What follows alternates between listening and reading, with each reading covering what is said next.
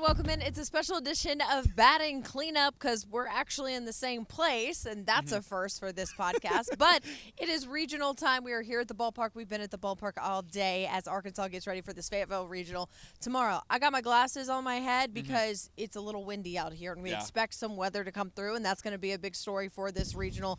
Right. And hopefully we get games in a timely manner. Evan, you weren't here in 2017 when the rains came through, and it was that 3 a.m. game against Missouri State. They played at 3 a.m.? I think that's when it ended. Oh, man. Yeah, it was a stop and start. That's where we get the infamous, it's just raining gif of DVH. Is that game? Yeah. It was fun. Kind of, to talk about later. More or Not less, fun in the moment, right? We want to avoid all of those things this weekend, but let's talk about the field. Yeah. How do you like this Fayetteville Regional? Wow, did they get lucky? I know people don't want to say they got lucky or whatever, but when you look at last year and having TCU come into Arkansas, there was no question that TCU was the hottest team in the field. They're kind of like LSU this year. I like to allude those two a little bit together. But when you look at TCU last year, they were a steamroller. They played really well in the Big 12 tournament, went on to Omaha. You don't have that this year, and that's kind of where that first deep breath is, especially with the way this team's been playing the last couple of weeks, which is not where they should be playing at this time of year. But you look at the field, and yes, K-State is good. La Tech is good. SEMO had to win their conference tournament to get in a one-bid conference team or league. But you look around, and you're kind of happy if you're Arkansas. You like the field. You like your chances, especially because SEMO is probably going to throw their ace against Arkansas. But K-State and La Tech both throwing their aces in that first game. We'll talk about that in a little bit. Yeah. But you like the field. You like the draw. It's a good draw, I think, for Arkansas. And definitely, the baseball gods gave them a good draw this year compared to facing TCU last year. Yeah, I think the NCAA committee basically gave them an olive branch after putting TCU in their regional, the best 2 seed, in my opinion, last year in the field. And, of course, they made it all the way to Omaha.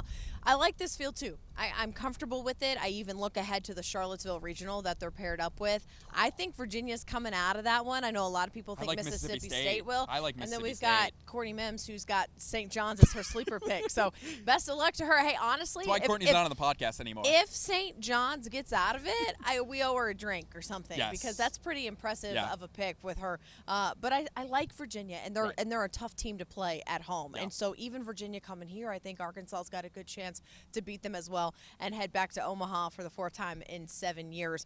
But let's talk about SEMO because the firepower is there. But one of the funniest things that we got to witness today during these press conferences, no one's telling you who they're throwing tomorrow. Dave's like, I'm not telling you until after the meeting. I want everyone to get through practice not knowing who we're throwing. And then we talked to SEMO's head coach, Andy Sawyers, who also played for DVH for a year at Nebraska, and he said, I'm not telling you. I'm not going to tell until he tells. And it was like, well, what are you going to say to Dave in this meeting? Hey, Coach, good to see you. It's just this chess match like you mentioned, and it was a pretty funny exchange, not together, but with the media.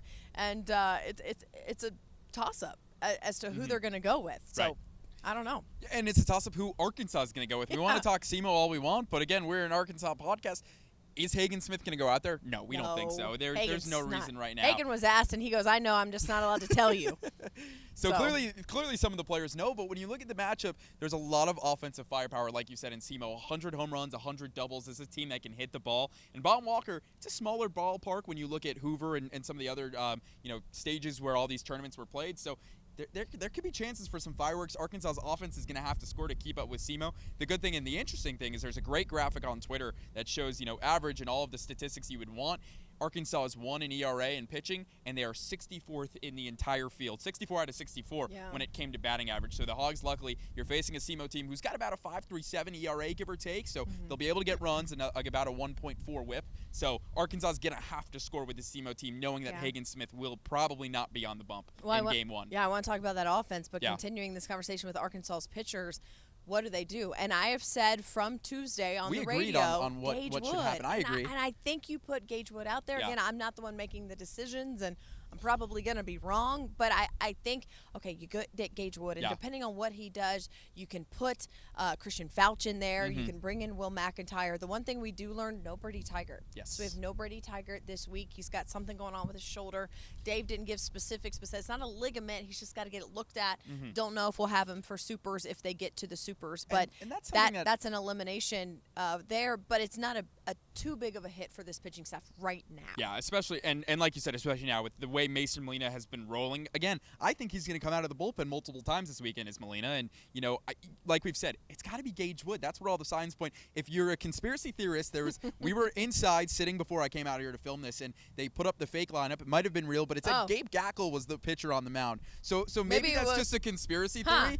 But something that my observant eyes saw, and Courtney and I kind of laughed at that, and we're like, wouldn't that just be kind of funny where, Gackle, he gave up the big 2-run home run to Cole Messina in the SEC tournament. Here you go, kid. Freshman, go start the first game of your regionals, and if you don't go well, then we'll bring in Gage Wood. So maybe. I don't know. Gosh, I don't know. That's wild if that happens. And again, we're on pins and needles to find out what actually does happen. But what Arkansas can't do is let that SEMO offense have a big first inning because you did something like start Gabe Gackle,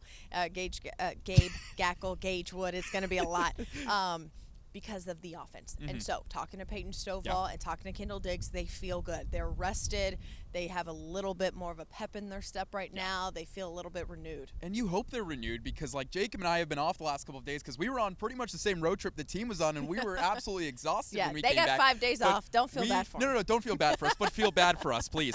But when you look at it, like, we're out here going, we're tired and we're driving. I mean, these guys are flying everywhere. Yeah. That's all the additional travel than just throwing their stuff in the car. Like, Jacob and I are like, maybe we'll go and find a golf course somewhere. We didn't, but the guys we could have, but we didn't. And the guys, it's kind of that same travel schedule where we felt it in the car. They had to feel it 10 times more because again, the planes and all the additional travel and security that you have to go through, the team hotels, the team check-in versus us, where we're like, 11 o'clock at night. What do you want to do sitting in bed?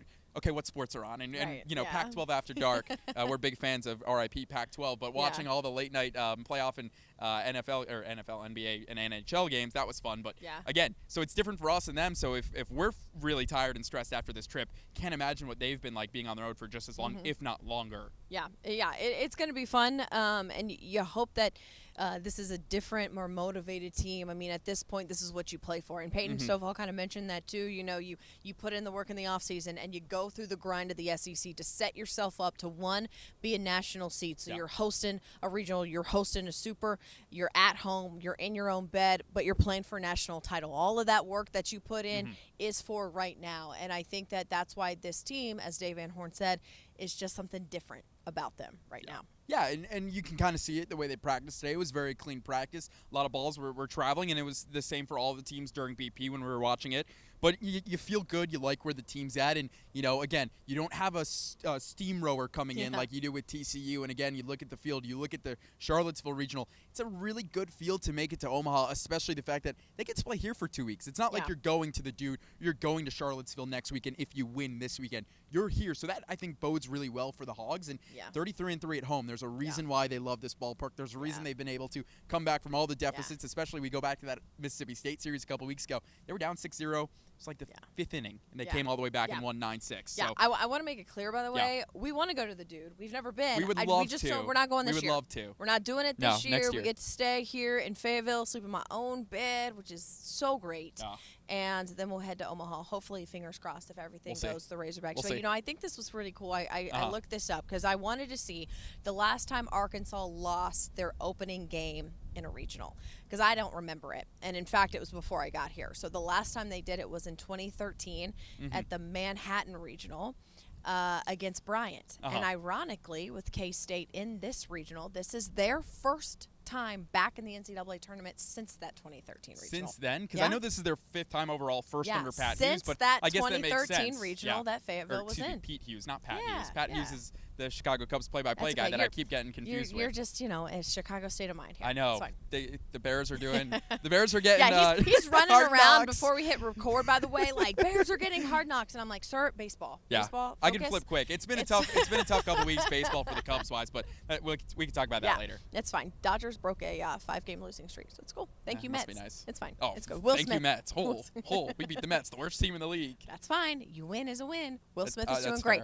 You're making me digress. Okay. I know. So, but all that to say, I think that was a really cool tie-in here, too, as we talk about all the connections in this regional. So that's my fun fact for you for this edition of our I actually podcast. have in my overall standings in my college pick'em, I actually have K-State coming and runner-up in this regional. I have them being 2. I like the Wildcats. Kalen Culpepper, who's the shortstop, we're going to get to see him this weekend. Got to watch him practice today. He's special. Yeah. He is awesome to watch. Flies around shortstop. Really knows his ground well. I was really impressed. Obviously, there's a reason he's going to be, first-round draft pick this year. 31st is what MLB.com has him as right now. So there's a lot of star power coming in this regional, not just in Arkansas, obviously with Hagen Smith and Peyton Stovall, Jared Sprague-Lott, guys that we know are getting scouted for the next level, but also for this K-State La Tech game. That's going to be really interesting, too, and it starts with Culpepper. And I hope to see him play really well tomorrow because he's a fun one in this regional. I love that.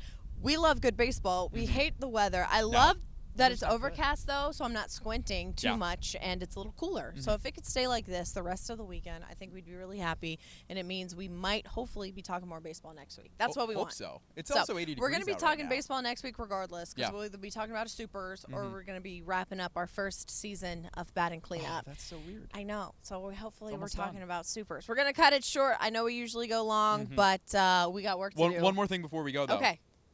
Who's your College World Series champion? Oh my God! Really? Yeah. Oh man, Arkansas. I want them to win a title. There's a pretty good 7 national seed overall too that I think could get there. So. Florida State. Yeah, they've got it. They will. They're matched up with the Oklahoma. It's a good draw. Yeah, it is. I actually have Florida State and Duke in my super regional, but I'm taking Tennessee to win the whole thing. I think what they showed us last week at the SEC tournament was the fact that they're able to go above and beyond. Yeah, you are. Gosh, but Tennessee is so good. Yes, they are. are. They're so Christian good. Moore was really fun to watch, and that Billy Amick, that pitching staff was awesome. And hats off to Tony Vitello, man. Love that guy. Yeah. But yeah, sorry. So I had to ask that. No, I know we had to cut it short today, but I had to ask that before we go. I like it. I like the question. I love it. I like the question. I think so here we go. I think Arkansas, here goes the rabbit hole. Florida State, Tennessee. Are you gonna go 8? LSU. Let's see. Who's over on the West Coast? Santa Barbara. Whoever comes out, that's a wacky region, and we could break all that down another time. Yeah, that one's weird. That one's really strange. Yeah. That's A&M, because A&M will come out of that and play. Yeah, I like it. I like the Aggies. Yeah. The SEC was just so good. I think I have like 5 in my which is top tough. 8. That's and tough. LSU is my sleeper to get all the way. Yeah, I kind of like that route. Yeah. So we'll see what happens. Exactly. It'll be Time fun. will tell. It'll be fun. Got to get this guy to Omaha. So hopefully fingers the crossed. Hopefully fingers the winning crossed. continues. But that's going to do it for Batting Cleanup. Thanks for joining us on location here at Baum Walker Stadium. We'll see you next week.